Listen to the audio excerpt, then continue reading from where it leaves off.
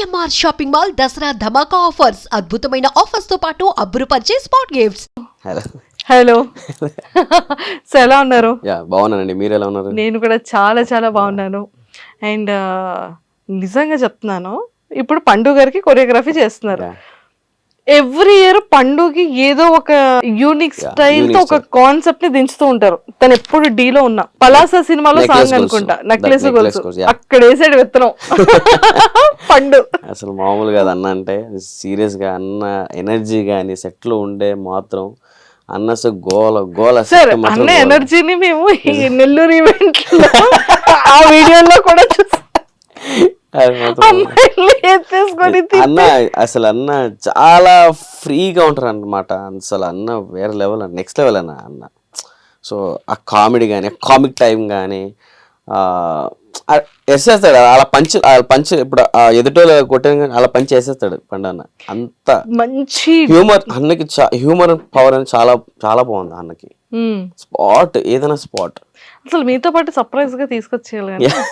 నాకు కూడా సర్ప్రైజ్ అంటే ఐ మీన్ నేను లాస్ట్ కంటెస్టెంట్ గా చేశాను కదా. సో మేబీ నాకు కంటెస్టెంట్ గా రావచ్చు ఈ సీజన్ అనుకున్నా.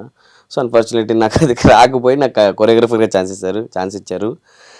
నాకు కంటెస్టెంట్ ఎవరో తెలియదు, ఎవరో ఇస్తారని నేను వెయిట్ చేస్తాను. కానీ నాకు తెలియదు పండన్నని. సో దాని తర్వాత నాకు కాల్ వచ్చింది, అరే ఎక్కడున్నారా నేను ఇక్కడే అన్న, ఇంటి దగ్గర ఉన్నాను. సరే మనం చేద్దాం ఈ సీజన్ అని ఫోన్ చేశాడు. అన్న నువ్వు నా కంటెస్టెంట్ అని నేను షాక్ అయ్యా ఫస్ట్ ఆఫ్ ఆల్ అన్న. అలాగా సో మొత్తానికి అలాంటి షాక్లు ఇస్తుంటాడు, ఆడియన్స్ కి కూడా షాక్లు ఇస్తూ ఉంటాడు. అక్కడ ఈవెంట్స్ లో కూడా చాలా షాక్లు ఇస్తూ ఉంటాడు. మేము ఈ ఇన్స్టాలో స్క్రోల్ చేస్తూ ఉంటే పండువే కనబడుతూ ఉంటే అసలు ఏం చేస్తున్నాడు అక్కడ, ఏం చేస్తున్నాడు ఆ ఈవెంట్ లో, ఏం చేస్తున్నాడు అన్న అన్న అదే రియాలిటీ అన్న. ఒక మన డీలో ఎలా అంటాడో బయట కూడా సేమ్ యాజ్ ఇట్ ఈస్ అలాగే ఉంటాడు. అవును అవును. కంటెస్టెంట్ గా తను జర్నీ స్టార్ట్ అయినప్పటి నుంచి నాకు పరిచయం. డీ జోడి అప్పటి నుంచి నాకు ఫస్ట్ ఇంటర్వ్యూ కూడా ఇచ్చారు. ఆ తర్వాత నుంచి ఇంటర్వ్యూ ఇవ్వడం బిజీ అయిపోయారు కన్నా, చాలా బిజీ అయిపోయారు. దగ్గరగా నేబర్స్ గా ఒకే ఏరియాలో ఉండేవాళ్ళం కూడా. వైజాగ్ కానీ హైదరాబాద్ లో నేబర్స్ గా ఉండేవాళ్ళం. అంత దగ్గర ఏరియాలో అన్నమాట. సో అలా ఫ్రీక్వెంట్ గా అప్పుడప్పుడు కనిపిస్తూ ఉండేవాళ్ళు అనమాట తను పండు. సో ఇంటర్వ్యూ అంటే ఒకసారి అలానే అన్నపూర్ణ 7 acres లో ఏమైంది, ఏదో షూట్ అవుతుంది, సడన్ గా కనిపించారు అక్కడ. డీది లోపల షో జరుగుతుంది, తీసుకొచ్చి ఇంటర్వ్యూ కూడా చేస్తాం. ఆపోజిట్ లో ఆ సెట్ ఎవరికి అప్పుడు దొరికిసారు కరెక్ట్ గా.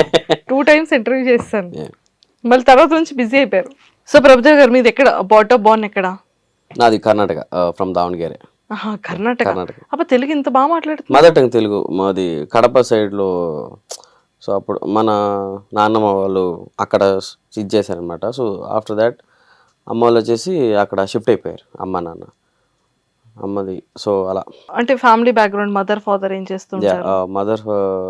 ఫాదర్ వచ్చేసి ఇప్పుడు ప్రెసెంట్గా సెక్యూరిటీ గార్డ్గా పనిచేస్తారు నాన్న.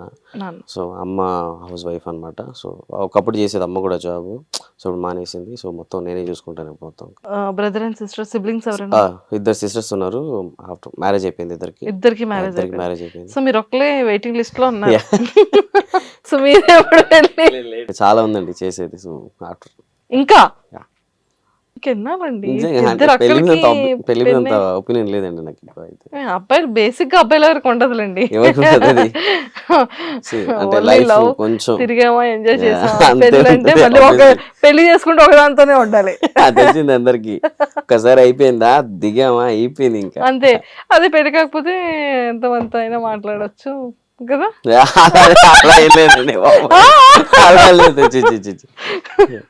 ఓకే.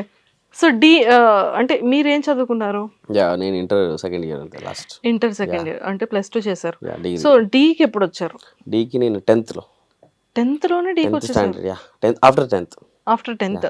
ఓకే. అంటే ఇది ఆడిషన్స్ ఎలా అవుతున్నాయి అంటే ఎలా తెలిసింది ఈ ఫార్మేట్ అంతా? ఈ ఫార్మేట్ వచ్చేసి స్టిల్ 2018లోనా 2019 సంథింగ్.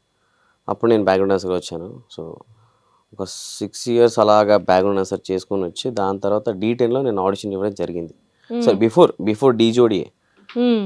డీ జోడీ DJ1 డీ జోడీకి నేను ఆడిషన్ ఇవ్వడం జరిగింది బెంగళూరులో. సో సెలెక్ట్ అయిపోయింది. దాని తర్వాత అన్ఫార్చునేట్లీ నాకు హెల్త్ ఇష్యూ వల్ల నాకు అది కూడా పోయింది ఫస్ట్ ఆడిషన్ అది. ఆఫ్టర్ దట్ నెక్స్ట్ సెకండ్ వచ్చేసి మళ్ళీ D10 ఇచ్చాను. సో అప్పుడు కొంచెం అరే లేదు మనోడు కెమెరా ఫేస్ లేదు అని చాలామంది అన్నారు నాకు. సో అలా రూమర్స్ వినిపించింది నాకు. సో రూమర్సా రియలేనా? రియలే రూమర్స్ ఏం కాదు. అంటే నా వెనకాల. మ్మ్. సో అందుకే నేను తీశారు. లేకుంటే D10లోనే నేను కంటెస్టెంట్కి అయిపోయేవాడిని. నేను అప్పుడే సెలెక్ట్ అంటే అందరికీ తెలుసు నేను 6 years చేశాను అంతా. సో నీకు కెమెరా ఫేస్ లేదు, అసలు ఏం కనబడట్లేదు, అసలు డాన్స్ ఓకే కెమెరా ఫేస్ లేదు చాలామంది అన్నారు. సో దాని తర్వాత ఆఫ్టర్ దట్ నేను కొంచెం ఫీల్గా అయ్యాను. ఓకే పర్లేదురా లైట్ అని మళ్ళీ ట్రై చేశాను మళ్ళీ. సో ఆఫ్టర్ దట్ నాకు కన్నడలో ఒక రియాలిటీ షో వచ్చింది ఆపర్చునిటీ, మ్మ్. Wild card. మ్మ్. మహాలక్ష్మి ఉందా ఇప్పుడు చిన్న పిల్ల డీలో చేసింది అమ్మాయి మ్మ్. మహాలక్ష్మి, తను నా స్టూడెంట్.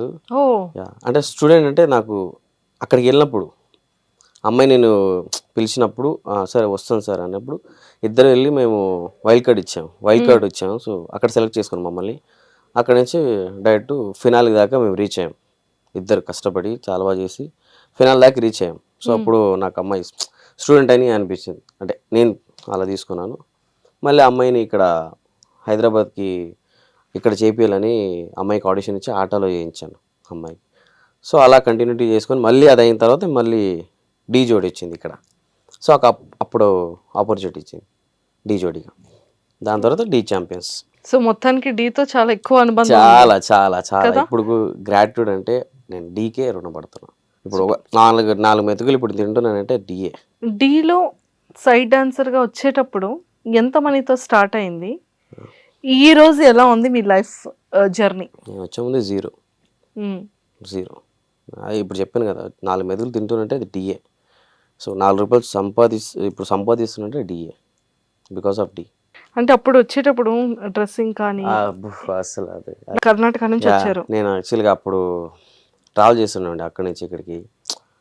₹1 ఉండేది కాదు, ₹1 ఉండేది కాదు. స్టేషన్లో వచ్చేవాడిని, స్టేషన్లో పడుకునేవాడిని. ₹1 ఉండదు. ఎవరి దగ్గర అప్పుడు ఫోన్ కూడా లేదు సరిగా నా దగ్గర. జస్ట్ ఒక కీబోర్డ్ సెట్ ఉండేది, కీప్యాడ్. సో అది వాడేటోడిని. ఎవరి దగ్గర ఫోన్ చేసినా కూడా ఎంత లేదు. ఇంట్లో కూడా చాలా ప్రాబ్లమ్స్ అప్పుడు. సో ఇంట్లో కూడా నార్మల్గా ఒప్పుకునేది కాదు. ఏం చేస్తావు డ్యాన్స్ అంటే వెళ్ళి జాబ్ చేసుకో అనేవాళ్ళు. సో చాలా ఇంట్లో కూడా సపోర్ట్ లేదు, అక్కడ లేదు. కొన్ని బ్రెడ్, చాయ్, బన్ను అలాంటివి తిని చాలా రోజులు ఉన్నాయి అలాంటివి తిని. సో కంపార్ట్మెంట్లో పడుకునేవాడిని. దాని తర్వాత ఎవరో నార్మల్ టీటీ వస్తే